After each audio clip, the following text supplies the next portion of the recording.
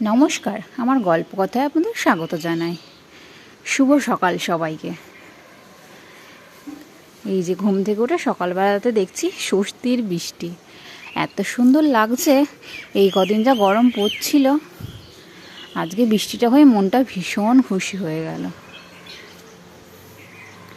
চারিদিকটা এত সুন্দর লাগছে, বৃষ্টি পড়ছে আর কি বলবো। এই যে আমার ড্রাগন গাছ কত লম্বা হয়ে গেছে দেখুন।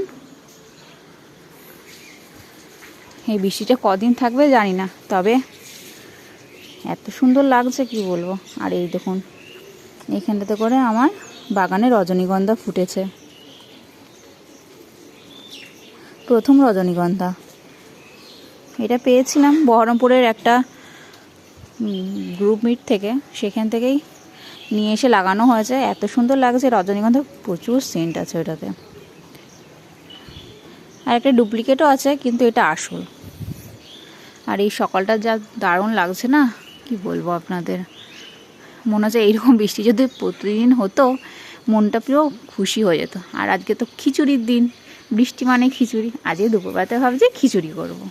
কি বলেন আপনারাও নিশ্চয়ই খিচুড়ি পছন্দ করেন বৃষ্টির দিনে। অবশ্যই আমাকে কমেন্টে জানাবেন, আর ভালো লাগলে লাইক করবেন, সাবস্ক্রাইব করবেন।